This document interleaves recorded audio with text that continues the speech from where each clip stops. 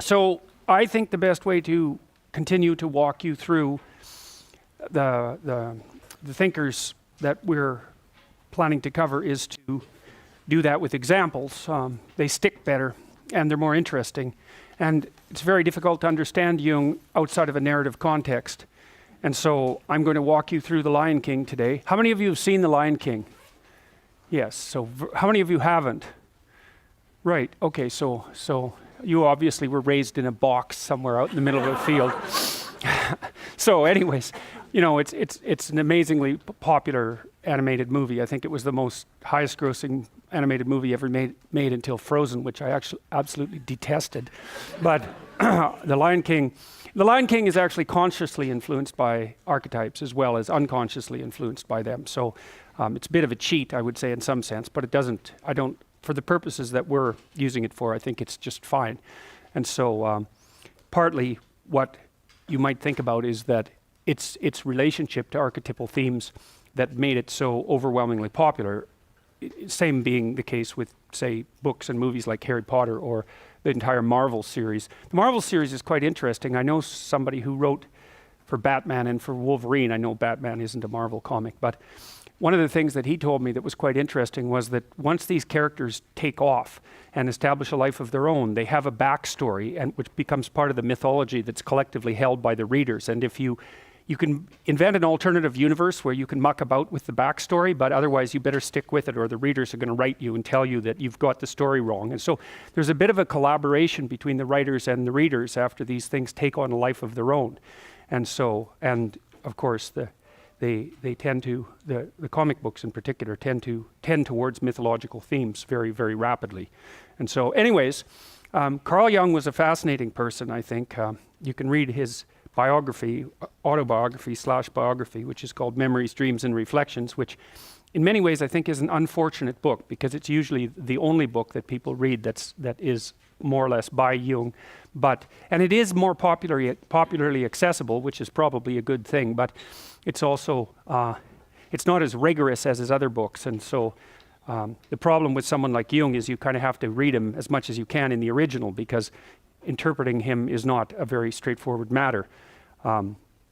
He was a very visionary person, by which I mean he had an incredible visual imagination, and he used that a lot. He used it in his therapy practice.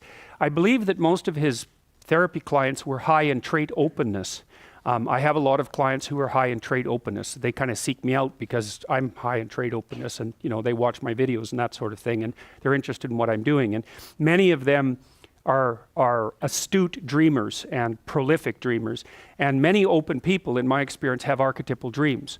Whereas people who are lower in openness, they either don't dream at all, or they don't remember their dreams as much, or they're not interested in them, and they're not interested in the mythological underpinnings of them.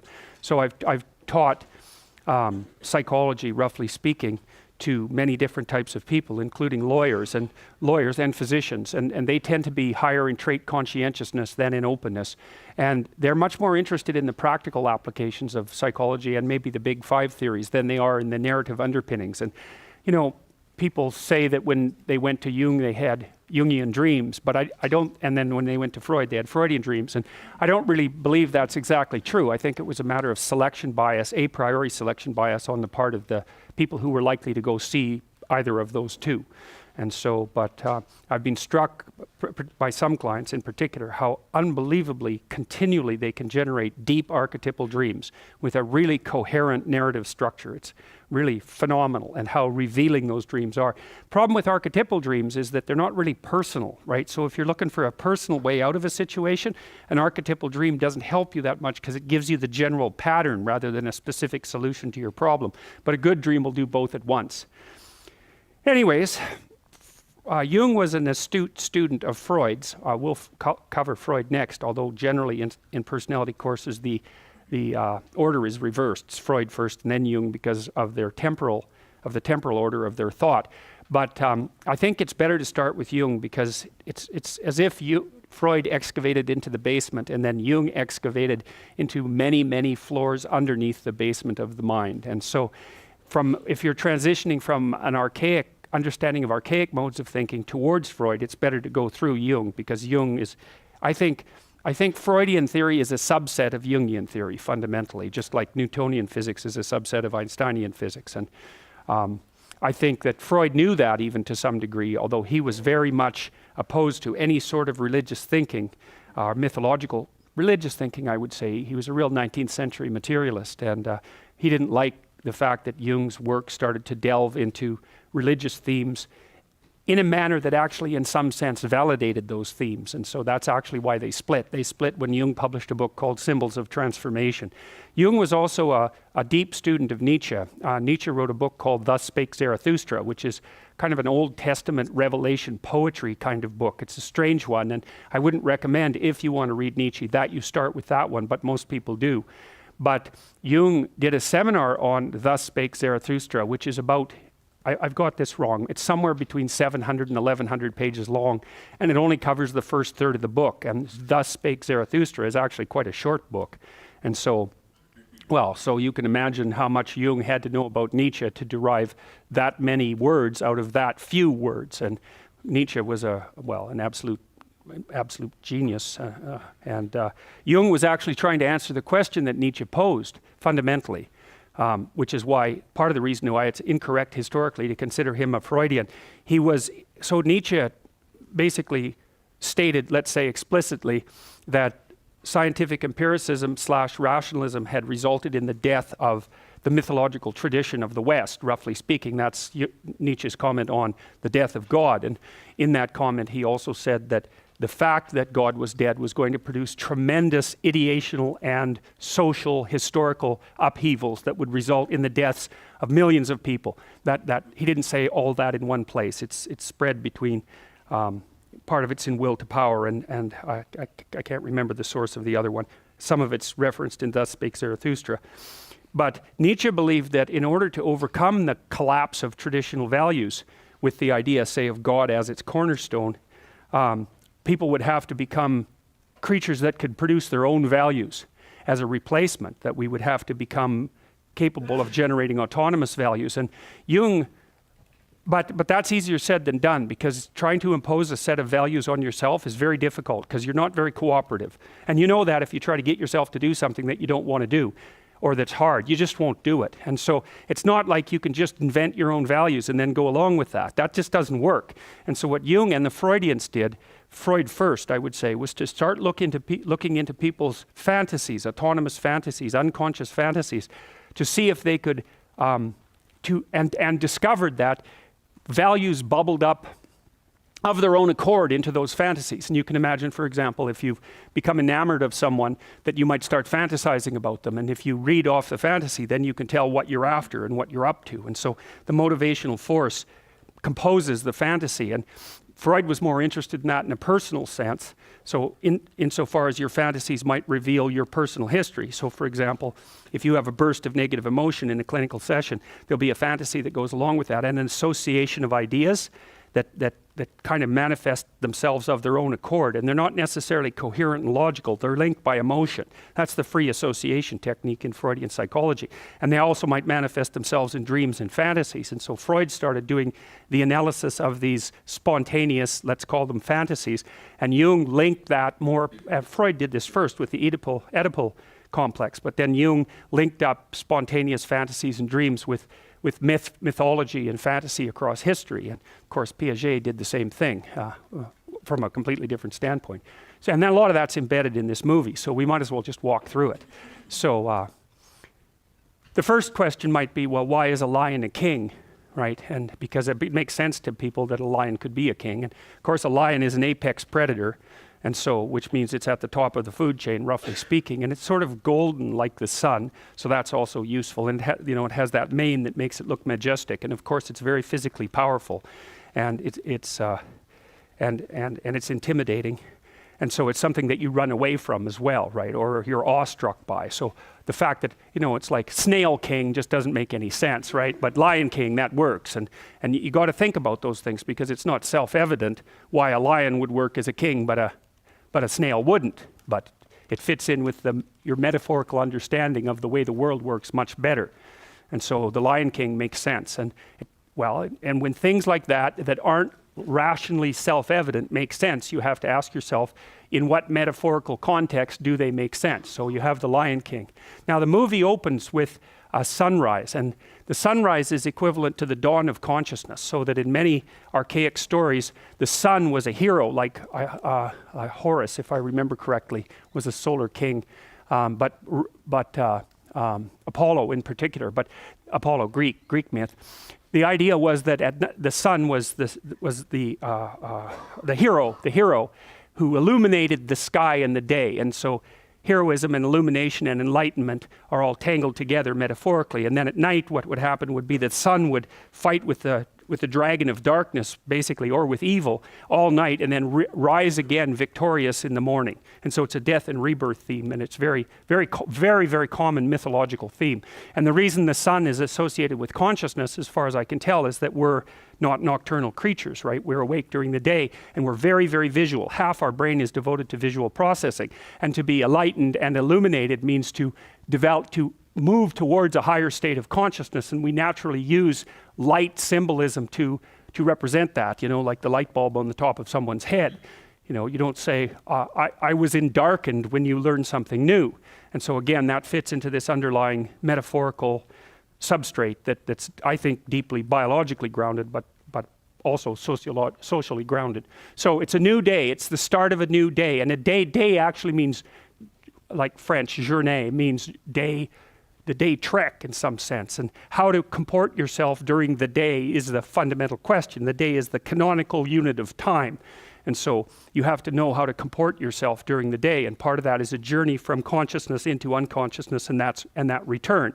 So like Apollo, you descend into unconsciousness and then re-emerge. And of course, that's not metaphorical at all. That's exactly what you do. You descend into the underworld of darkness and dreams, and strange things happen down there. And then you awake, if you're fortunate or unfortunate, depending on your state of mind, you awake in the morning and it's a new day, right? And so the dream world seems to help you sort out your thoughts, by the way. If you keep people awake for an extended period of time, then they lose their minds, essentially. The unconsciousness and the dream state seem absolutely critical in the maintenance of mental health, although people don't exactly understand why. It looks like dreams might help you forget, because forgetting is really important. You just can't remember everything that happened to you. You get so damn cluttered that you'd fall apart. And so you reduce things to the gist, and when you're doing that, you pack them in. It's like you compress them in some sense. You pack them into a smaller space and get rid of everything that isn't relevant. And the dream seems to not be part of that. It also seems to be a place where you deeply encode learning that might have been done that day, which is something that Freud actually noted in his interpretation of dreams, which is a great book. If you're ever going to read a book that Freud wrote, The Interpretation of Dreams is the proper one to read. In my estimation, it's a brilliant book. And it laid the groundwork for a lot of what Jung did. And so anyways, that's how the movie starts, and the animals come out into the light, and that's a metaphor for the dawning of consciousness, to come out into the light where you can see. And so this is a baby giraffe, and babies emerge into the light, roughly speaking, and that's like I said, that's a representation of the emergence or expansion of consciousness. And so this is how the movie starts. It starts with very expansive music as well, celebratory music. And that's to indicate to you, to set the tone for the movie, but also to indicate to you that you're about to watch something of import. And the opening scene is actually a real scene of genius in my estimation. The animators did a great job, and it goes along very nicely with the music. And so you see this lit place, and then you see this rock, Pride Rock, I believe it's called, in the middle of it. And it's the center. It's the center. It's like the spot that's marked by a cathedral, which is an X or a cross, and you're right in the middle of that. And so it's the center of the light. That's another way of thinking about it. Or it's the center of the territory, or it's the home, or it's the fire in the wilderness, or it's the tree in the center where you live. It's all of those things at once. It's inhabited territory with you at the center. And the rock represents tradition, because people tend to inscribe their traditions on rock, right? Or to build them into rock, like the pyramids. So you could think about that as a pyramid, as an Egyptian pyramid, and it's the right way to think about it. You could also think about it as a dominance hierarchy with the apex predator at the top, and that's the lion. So it makes sense that the lion would be in the light on the rock. That's a pyramid in the middle of the territory, right? That makes sense to people psychologically. So, because that's what the state is. The state is a hierarchy with something at the top that occupies a space that has been illuminated and made safe by consciousness. That's what the state is. And that's all represented right away in this movie. And all the animals come to observe what's happening in the pyramid and at the top, because they need to know what happens at the top, partly to organize their world, that's the pyramid, but also to see how the organizational principle works. And that's why they're all gathering. And so they're gathering in the light in the morning to observe something new that's going to be born, that's of significant importance, and that's the birth of the hero. And this little bird here, Zazu, right? Zazu is like Horus, the Egyptian god, who was a falcon and an eye at the same time. And he is the king's eyes in this movie, right? He flies up above, outside of the pyramid, so he can see everything that goes on and reports to the king. And so partly what that indicates is that the thing that's at the top of the pyramid needs to be an eye. And that's partly why you see an eye on the top of the pyramid on the back of the American dollar bill. It's exactly the same idea. Or if you look at the Washington Monument, which is a pyramid at the top, you see that it's capped with aluminum. And you think, well, why aluminum? And the answer to that was it was the most expensive metal at that time. And so the notion is that at the top of the pyramid, there's something that actually doesn't belong in the pyramid. It's something that goes up above the pyramid and can see everything. And so you could think about it this way, is that you're going to be in a lot of pyramids in your life, dominance hierarchies and different states and families and all of that. And they'll arrange themselves into a hierarchy. And there'll be something at the top. And the top is the thing that can do well across hierarchies. So it's not stuck in any one pyramid, and it's partly associated with vision and the ability to see a long, long distance. Also to see what you don't want to see and to report that back to the king. And so the king, fundamentally, as far as you guys are concerned from a psychological perspective, that's your superego. That's the Freudian perspective. Or it might be the moral system by which you comport yourself. But your eyes are the thing that updates that, right? You need it to orient yourself in the world. You need it to orient yourself among other people. But your eye and your capacity to pay attention, especially to what you don't want to pay attention to, is the thing that continually updates that model, exactly as Piaget laid out with children. So, and all of that's packed into the imagery in the first, few minutes of this movie. And that's actually why it relies on imagery, why this isn't just a lecture by a psychologist, when you go to see the movie. It's because the images, they say a picture is worth 1,000 words, and there's thousands of pictures in this movie, obviously, but maybe a picture is worth more words than you can actually use to describe it if the picture is profound enough. And we have many, many pictures like that. Any deeply symbolic picture is virtually inexhaustible in terms of semantically with regards to its explanation. Images are very, very dense. So anyways, the animals all gathered. Now the animals are also id representations from the Freudian perspective, and the id is the part of your psyche from the Freudian perspective that's animalistic and full of implicit drives, sexual and aggressive in particular, as far as Freud was concerned. And that's because those two drives, say unlike thirst or hunger, are much more difficult to integrate into proper social being and tend to be excluded and left unconscious. And so a lot of Freudian psychology, and I would say psychology in general, is focused on the integration of sexual impulses and aggressive impulses into the psyche. I would also add to that anxiety, because anxiety is also a major problem. Anxiety and negative emotion that's pain-like is also a major problem for people. And so the animals represent those id-like impulses that have to be organized hierarchically before you can become an integrated being in precisely the Piagetian manner, right? Because Piaget would say, well, the child comes into the world with reflexes, and maybe a more modern psychologist would also concentrate on the implicit motivations, and those have to be organized inside the child into some kind of hierarchy of unity before the child can organize him or herself into the broader unity of the state. And that's basically what's being represented here. And so Zazu, the eyes of the king, comes to check out the king, and that's, what's his name? What's the king's name? Mufasa, yeah, and he's a very regal-looking person. lion, and he stands up straight and tall, and that means that he's high in serotonin, because serotonin governs postural flexion. And if you're dominant and near the top of hierarchies, you tend to expand so that you look bigger than you could if you shrunk down. And so if you're a low dominant person, you wander around like this so that you look small and weak, and you don't pose a threat to anybody. But if you're at the top, you expand yourself so that you can command the space, and that's why he has that particular kind of regal posture. And if you look at his facial expression, you see that it's quite severe. He's capable of kindness, but he's also harsh and judgmental, and that's what society is like. That's what the superego is like. And what that means is that he's integrated his aggression. And I've seen this happen in my clinical clients when they come in and they're too agreeable. They look like Simba looks later in the movie when he's an adolescent, and he's sort of like a deer in the headlights. Everything is coming in and nothing is coming out. But when the person integrates their shadow and gets the aggressive part of themselves integrated into their personality, their faces harden. And if you look at people, you can tell, because the people who are too agreeable look childlike and innocent, and the people who, well, a hyper-aggressive person will look, mean and cruel. But let's see if that's good. That's still working. So, but I've seen people's face change in the course of therapy, men and women. So, and what happens is they start to look more mature, and it's more like they're judging the world as well as interacting with it properly once they integrate that more disagreeable part of them. It's very, very necessary, and that's part of the incorporation of the Jungian shadow, or the incorporation of the unconscious from a Freudian perspective. But old Musafa there, he's already got that covered. So, and he's capable, obviously he can smile, and he's capable of the full range of expressions, but he's a tough-looking character.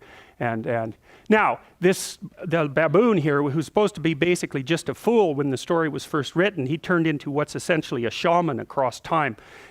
So he represents the self from the Jungian perspective. Now, the self is everything you could be across time. So you imagine that there's you and there's the potential inside you, whatever that is, And potential is an interesting idea because it represents something that isn't yet real, yet we act like it's real. Because people will say to you, you should live up to your potential. And that potential is partly what you could be if you interacted with the world in a manner that would gain you the most information. Right? Because you build yourself out of the information in the Piagetian sense. But it's deeper than that too, because we know that if you take yourself and you put yourself in a new environment, new genes turn on in your nervous system. They encode for new proteins. And so you're full of biological potential that won't be realized unless you move yourself around in the world into different challenging circumstances, and that'll turn on different circuits. So it's not merely that you're incorporating information from the outside world in the constructivist sense. It's that by exposing yourself to different environments, you put different physiological demands on yourself all the way down to the genetic level, and that manifests new elements of you. And so one of the things that happens to people, and this is a very common cultural notion, is that you should go on a pilgrimage at some point to somewhere central, and that would be, say, like the rock in the Pride Rock in The Lion King, because you take yourself out of your dopey little village, and that's just the little bounded you that everyone knows and that isn't very expanded, and then you go somewhere dark and dangerous to the central place, and while you do that, you have adventures, and they toughen you and pull more out of you, like partly because you're becoming informed, which means information. It means you're becoming more organized at every level of analysis, but there's also more of you too.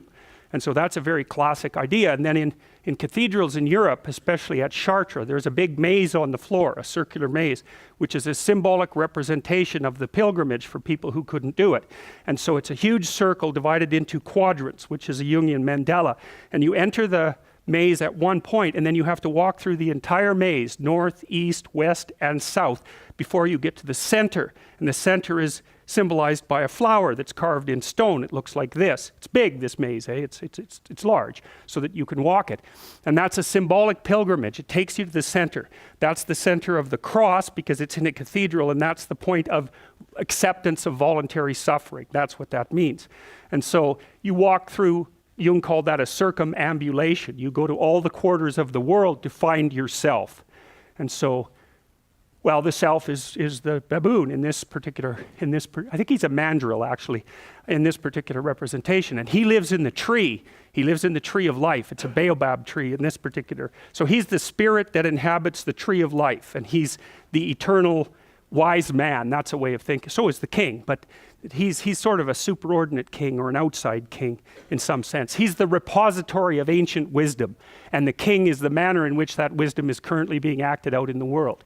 And so they're friends, and that means that the king is a good king, because if the king was a bad king, he would be alienated from himself, and that would make him shallow and one-dimensional, and that would make him a bad ruler. No union with the traditions of the past. To be a good ruler, you have to rescue your father from the underworld and integrate that. And of course, that's a main theme in this entire movie. So, okay, so the hero is born, and that's what the rising sun represents, and everybody goes, oh, isn't that cute? And the reason for that is because you're biologically wired, especially if you're agreeable, to respond with caretaking activity to cuteness. And cuteness is button nose, big eyes, small mouth, round head, symmetry, and helpless movements. And you'll respond to that across the entire class of mammalian creatures, even maybe down to lizards, you know. Isn't that cute? No, it's a lizard, but you know. So that's an archetype as well. That's the archetype of the vulnerable hero the vulnerable hero newly born. And that should invoke a desire mostly on the part of males to encourage, and mostly on the part of females to nurture. But males and females are quite cross-wired among human beings, and so there's encouragement from the women, and there's also nurturing from the men. And of course those curves in some sense overlap, so there's more nurturing males and more encouraging females, but that's roughly the archetype. And so he looks cute, and everybody goes, oh, and that's because the animators nailed that. They caught the essential features of cuteness. And he's also in the light, right? And so then the shaman, Mandrill, basically baptizes him. That's essentially what he's doing. And he uses something that's symbolic of the sun, which is this ripe fruit. And fruits are symbolic of the sun because, of course, they need the sun to ripen, and they're round like the sun. And people know that they need light. And so anyways, the animators make a relationship between the fruit that the shaman is going to break and the sun. And so he's also being baptized into the sun. And that means that he's being baptized into the light, or that he's being transformed into a hero.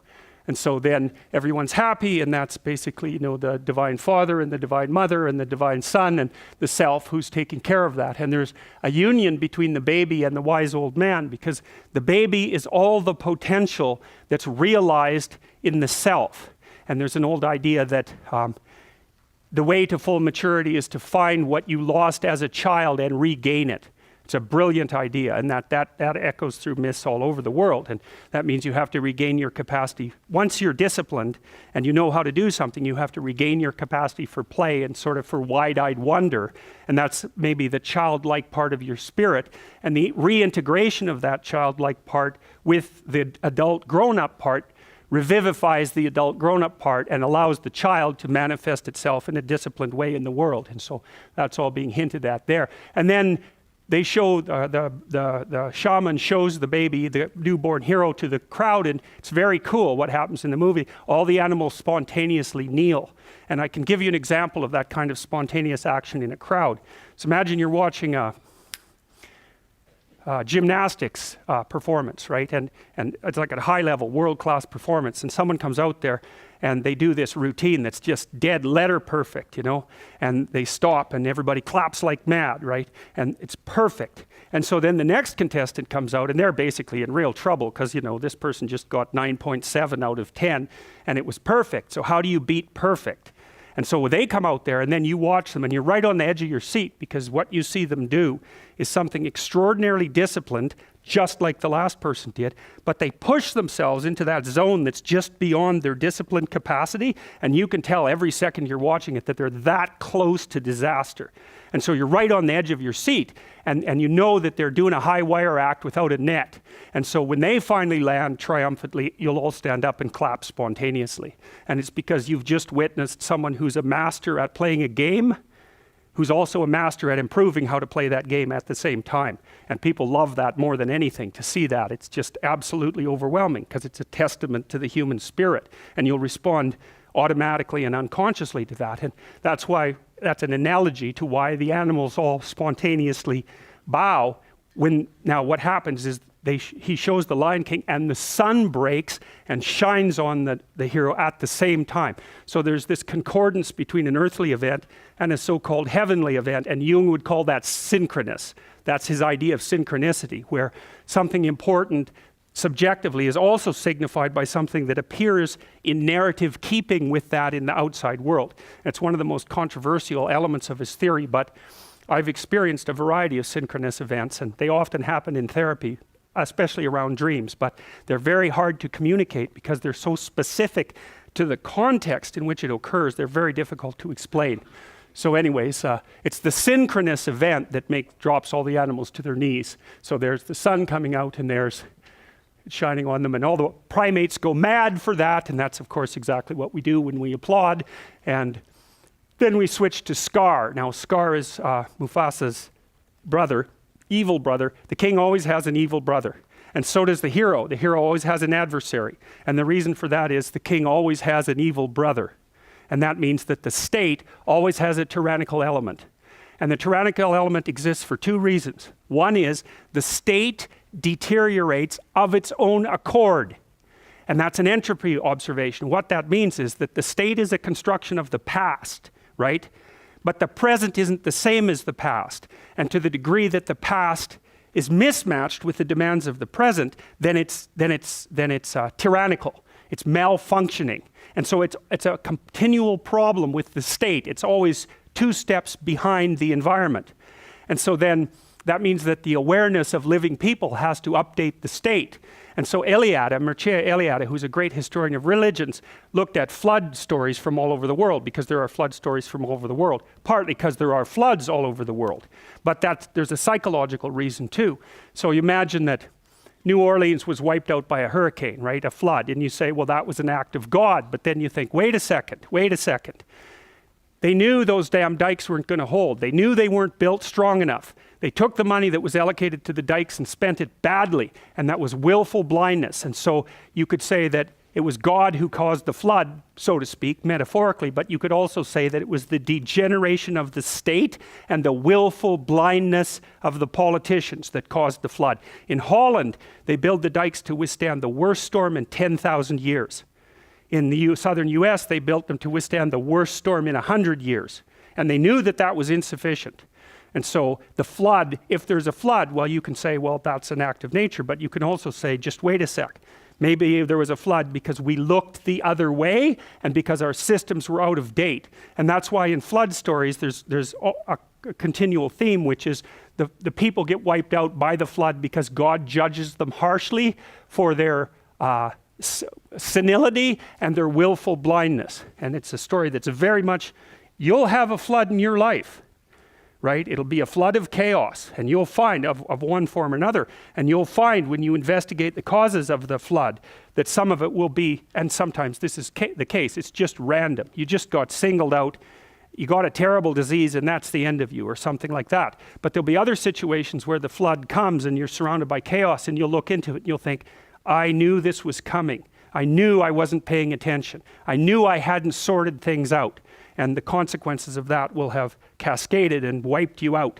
And then you're in real trouble, because not only did you get wiped out, but you also know it's your fault. And that is not a good thing. That makes you bitter and resentful and murderous when that happens. So anyway, Scar is scarred, right? So what that implies is he's had a pretty rough life, and he's kind of skinny, and he said he was born in the low end of the gene pool, and so he has reasons to be resentful. He's also hyper intelligent and rational, and it's one of the things you see very commonly about the evil adversary of the state or of the individuals, often intelligent and hyper rational. And the best commentator on that was probably John Milton in Paradise Lost, because that's how he represents Lucifer, or Satan, who's the spirit of rationality and enlightenment, strangely enough, hence Lucifer, the bringer of light.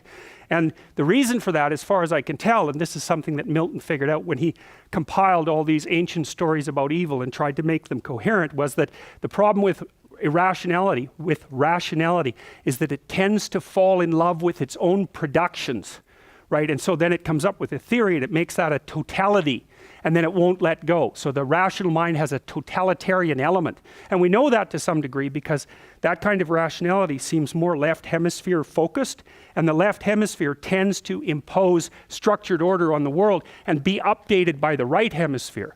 And the right hemisphere generally updates it with negative information and with fantasy.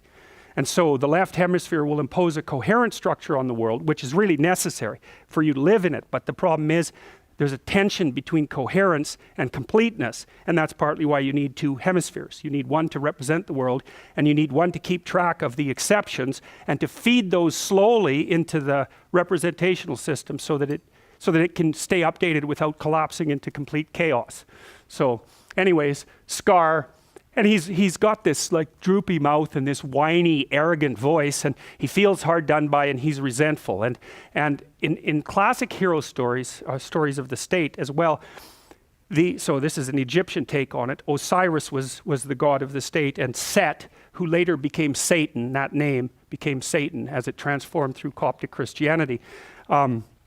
Osiris had a brother named Set, and Set, he didn't pay attention to Set, enough attention. And Set was always scheming to overthrow the kingdom, just like Scar is. And the Egyptians said straightforwardly that the reason that Osiris got overthrown by Set, he got chopped into pieces, and his pieces distributed throughout the state in the mythological representation. And those pieces were actually the provinces of Egypt, technically speaking. So, and that's what the Egyptians thought, so that's quite cool. But the Egyptians said explicitly that the reason that Osiris got overthrown by Set was because he was willfully blind. Old, senile, and willfully blind. Same idea as the flood myth. You don't see that quite here because Mufasa is sort of onto Set or to Scar, but Scar is more treacherous than Mufasa believes, and he gets at Mufasa by going through his son, by playing on the impulsivity and juvenile qualities of his son. And so obviously, there's some antagonism between these two, as you can see by their facial expressions there. And there's the good example of Scar. You know, he's got that droopy, kind of whiny, malevolent face and that malevolent voice that Jeremy Irons pulls off so incredibly well. And he's always skulking. He's a creature of the night. He always skulks around. He's not a creature of the day in any sense of the word. And, you know, obviously, Mufasa is golden like the sun, and Scar is dark like the night. That's another clue, another hint.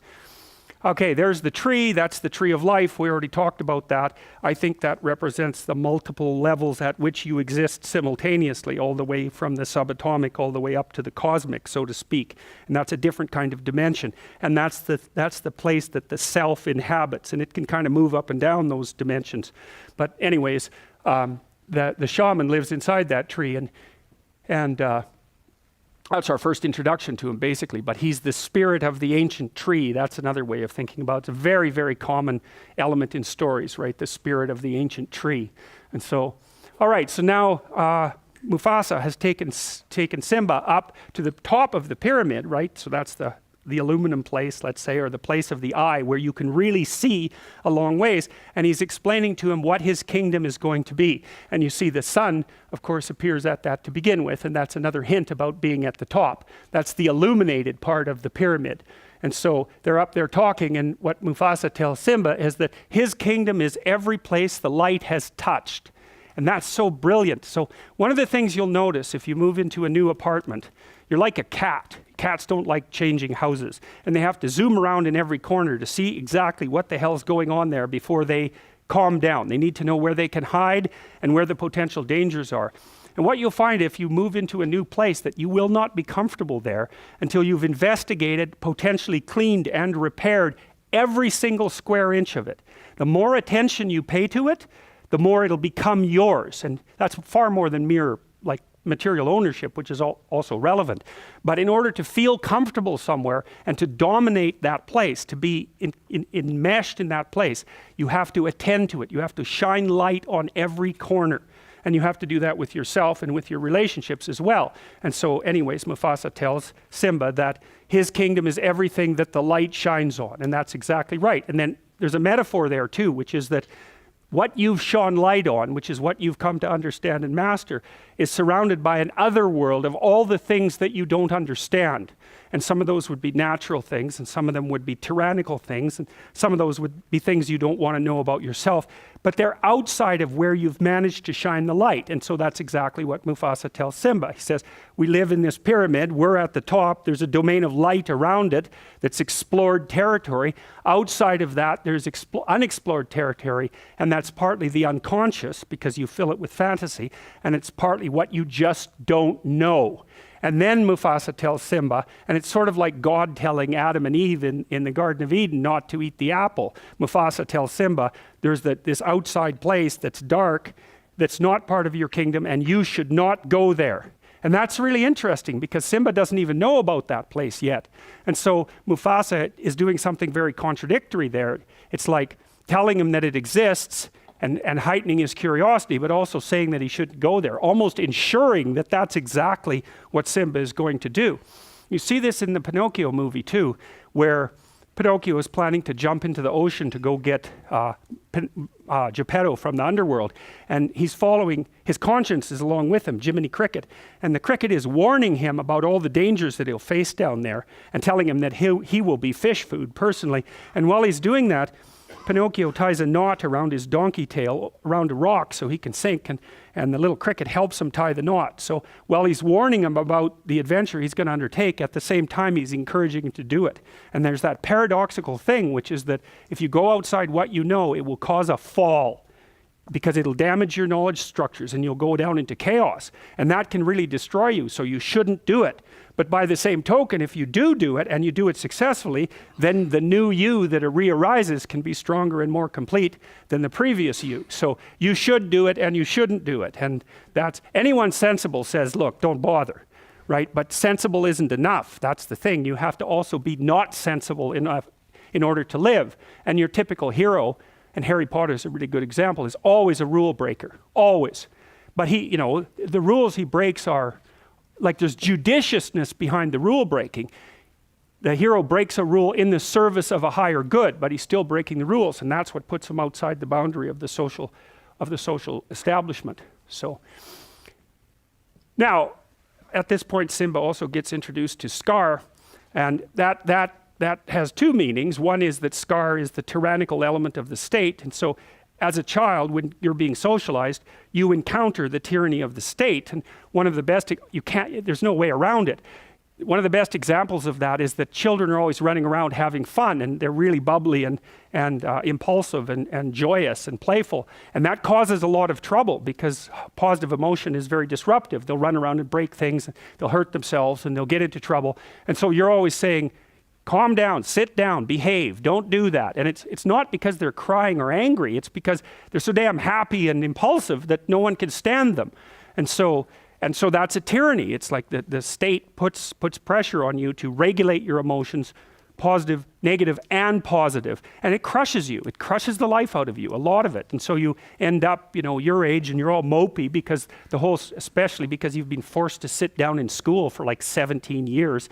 You're all mopey, and it's no wonder, you've had the spirit taken out of you by the process of discipline. But without that, you'd be completely useless. So it's another one of those paradoxical, gifts and catastrophes that you encounter as you move through life. So anyways, Simba, look at how happy he is, I mean, he doesn't know a damn thing. He's so naive, you can tell by, oh, look, it's my Uncle Scar. It's like, and this is not a guy you smile at, clearly, but he's all positive emotion and joy and enthusiasm, and that's not good, because that means this character can take serious advantage of it, and that's exactly what he does.